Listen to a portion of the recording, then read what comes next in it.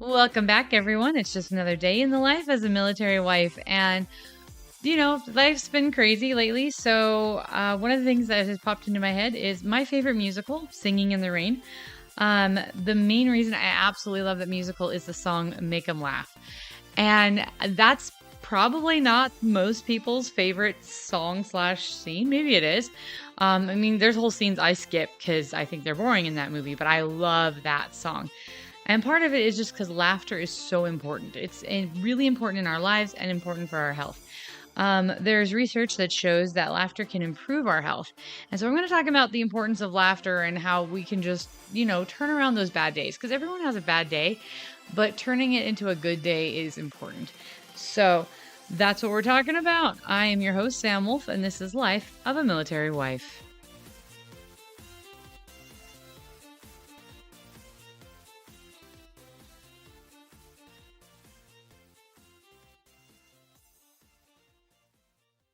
So let's talk about this a little bit. Um, I was mentioning before that I really love the song Make 'Em Laugh. And part of in it says it's um you can be an actor, my son, but be a comical one. It talks about how um, you could study Shakespeare and be quite elite, or you could charm the critics and have nothing to eat, but slip on a banana peel, the world's at your feet. And I love that song. It is physically impossible for me to listen to that song and not just start smiling and laughing. Like I just enjoy it so much. And there's a lot of um the other song I really love, my second favorite song from that musical is the Moses one, the Moses Supposes. It's just silly and ridiculous. And I love those things. And it's because everyone needs a laugh. We all need a good laugh. And so there's a research study done in 1990 by Robinson Keisner, Margot, and Faith. And I'm probably butchering that one of those last names for sure. And in that research study, it showed that children laugh 400 times a day while adults laugh only 15. And why is there such a gap? Like why don't we laugh more? And honestly, if you watch kids, it was great. This morning was a perfect example of this. My daughter, I don't even remember. Oh yeah. She got some new clothes, and so they had the new clothes smell, and she came down for school dressed in her new clothes, and the dog comes and starts sniffing her and starts licking her shirt because our dog is weird. Um, and she just starts giggling and laughing, and she's just so happy. I'm like, okay, well, if the dog started licking me, I don't think I'd be laughing. But that's one of the differences between kids and adults. They find so much enjoyment and humor in the world around them. And because of that, children genuinely tend to be a lot more resilient than adults in a lot of ways. So what does laughter do for us? How can we improve it? Putting it back in our lives. I really I feel like laughter is the best medicine. And that's just me. And I know it sounds cliche, but there's research that shows this. So, that first study I was talking about, the one by Robinson, 1990, it shows that humor and laughter help people live longer, happier lives, and be more creative and productive and have more energy and less physical distress. And those are all things I feel like I could use in my life. And the whole thing that got me just going down this whole rabbit hole was yesterday. Woke up and we've all had those mornings where you wake up and you just feel like crud and you're just kind of going through the motions and trying to just get things done. But then you've also had maybe you haven't, but I have days where I wake up feeling fantastic. I always try to wake up about 15 to 20 minutes before I have to wake up my kids because I realize I need that mental headspace to fully wake up and fully engage and just take care of myself before I deal with, well, cranky, whiny kids who don't want to go to school. Um, And so I had one of those days where I woke up, I got myself ready, I was feeling fantastic. I'd gotten a good night's sleep, went to go wake up the kids, and it all went to heck in a handbasket. It just all went downhill from there. And it was just one thing after another, kids fighting and crying and complaining and not listening and all the nings. And it culminated with our very precocious puppy sneaking out the front door and refusing to come back in the house. And so all the neighborhood kids who are walking to school are playing with her, and she won't come in, she won't listen. And anyway, getting the kids to school barely in time and the whole shebang. And I was just so angry and frustrated and stressed. And I was sitting there going, I woke up happy. What happened? But I'm sure we've all had days where we wake up feeling good and then something just, the world just runs us over. And I had to like take a break. I had to take a breather and I had to stop and make myself a little to-do list. I had to um look at all of the things I had already accomplished that day. I kind of had to just reset my mind. And after that, you know what? The day was really rather good. I really got a lot done and I felt better. And some of the things I did was I wrote down I do when I'm frustrated sometimes. I'll write down things I'm grateful for. And I wrote down like 8 things I was grateful for, and that kind of helped reset my brain a little bit. I listened to an audiobook that I liked. That kind of helped me reset. Just taking a break to kind of just mentally reset in general helped. The also just having some quiet was, but yeah, there's a lot of things that I was able to do to just kind of mentally reset. And that's what you have to do. Like, no one's going to have a perfect day every day, and we're going to have days that go bad. And so it's finding those ways to find humor, to laugh at it. Oh my goodness. So I'd been so upset at the kids yesterday for them letting the dog out the front door. Like because they just weren't paying attention. So turn around today and I almost had to laugh at it. I've just been like, okay, you know what? It is what it is. I'm whatever. So to help me out so that the dog did not do that again, my husband took her outside and played fetch with her for like 20 minutes while I was getting the kids fed and out the door. And so he barely brought her in as we were trying to leave. And she was laying on the floor, just panting and exhausted and sprawled out. And so I didn't even think about being careful about opening the door because she tries to sneak out the front door all the time because she just thinks it's fun to play with all the kids on their way to school. And the rule is you have to put her in the backyard or in her crate before you open the front door, especially in the mornings because she wants to play with all the kids. But she was just passed out on the floor, like, just panting. I didn't think anything of it. So I go to the front door and my kids are, like, playing on the porch, and I needed them to come in and grab something or whatever. So I open the door, and I have the door all the way open, and I'm talking to them with the door open, and boom! Right past me she goes. And I'm sitting there going, "Oh my gosh. Oh my goodness. This is exactly what I got upset with the kids about doing yesterday, and then turn around the next day. Guess who did it too? Mommy." So I just had to be like, okay, you know what? This is just, just, she's a dog. I gotta let this go. She's a puppy still. We're gonna have to train this out of her. And yeah, I was still frustrated, but like, I realized, you know what? The kids are just as human as I am. And sometimes you just gotta let stuff go. And sometimes you have to have a good cry before you can let it go. Sometimes you can laugh about it right away. The important thing is just not letting yourself get stuck in that rut.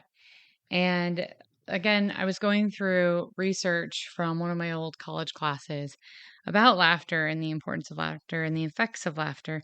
And it said that laughter reduces stress, fear, intimidation, embarrassment, and anger.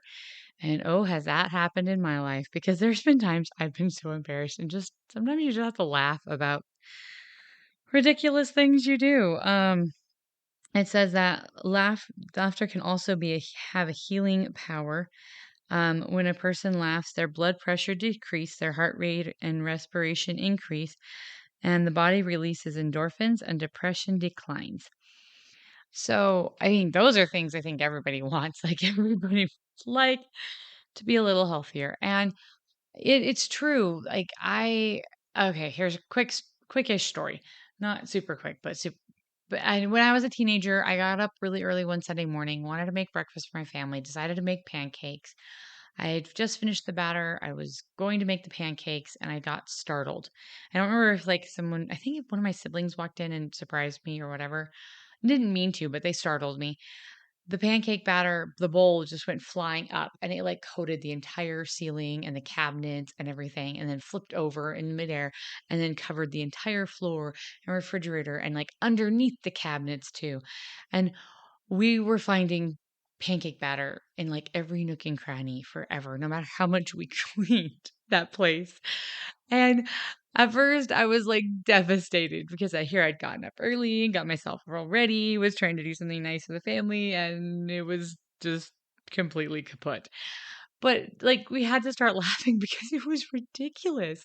Like the sheer coverage of that, like pancake batter was ridiculous. And so it helped me just like let it go, just get over the fact that my klutzy little self had, had a moment yet again. And that's important. It's important to just kind of let some of those things go. Just realize, yep, we're human.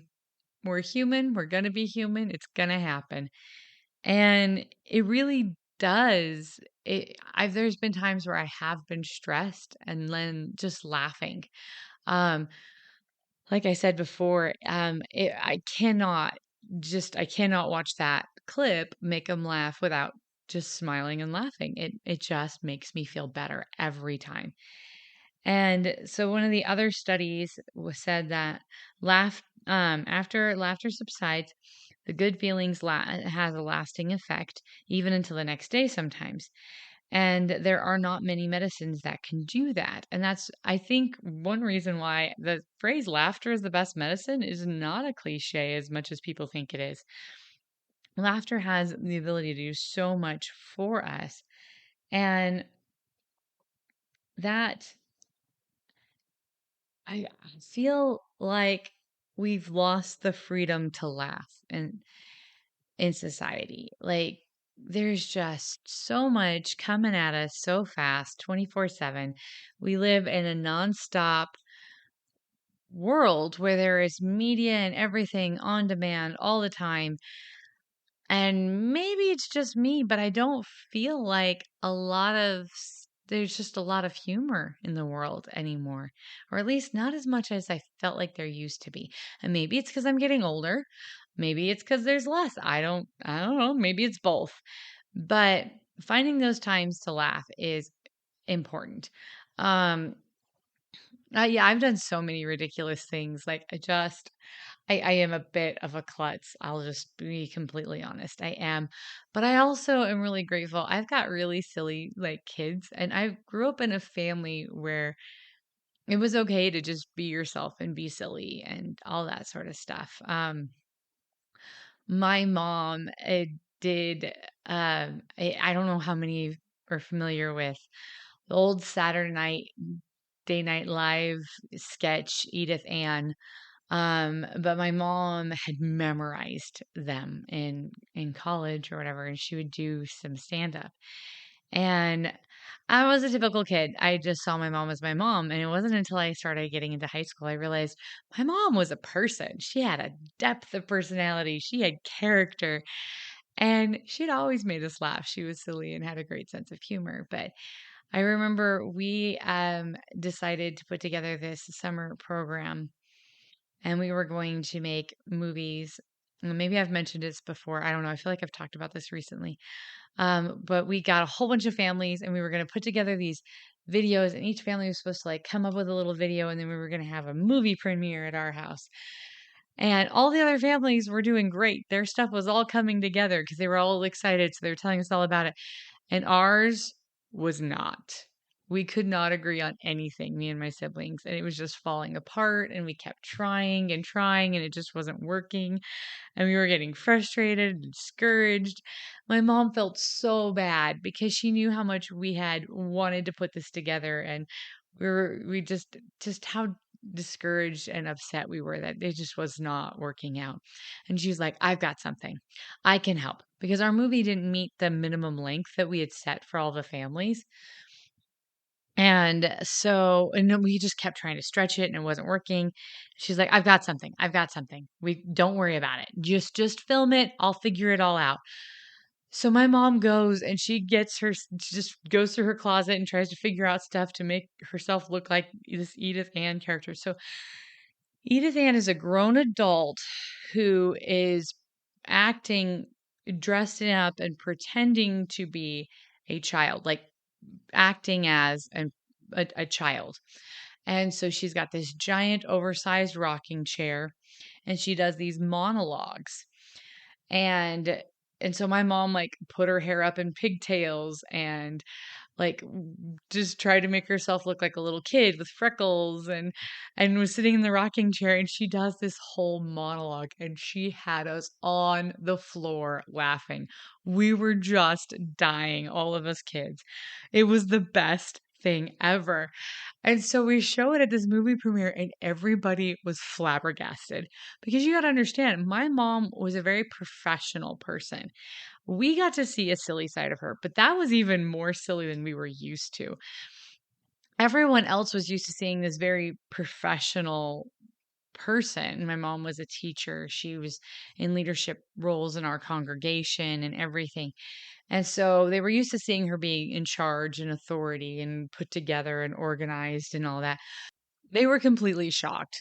And from that point on, anytime there was a talent show or any sort of variety show where they were trying to like do stuff like people were constantly, "Do your Edith Ann impression, do your Edith Ann impression" for my mom. And so I was actually on Facebook the other day and I saw a picture of the actual Edith Ann segment and I just died of laughter and I had to repost it because of that wonderful memory of my mom. And that really was the kind of environment she raised us in. I remember there was times we would try to say family prayers and we would be laughing so hard that nobody was able to say the prayer. And you know what? I'm grateful. I'm so grateful that my mom taught me how to laugh. Um, we used to listen to like books on tape and different things. And I remember there was one, and this one's applicable because militariness, and then I'm gonna wrap it up.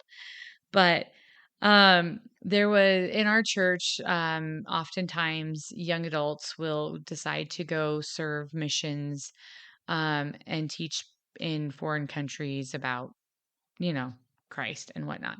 And there was a missionary, and his last name was Flake, and he was assigned to work with another missionary whose last name was Looney.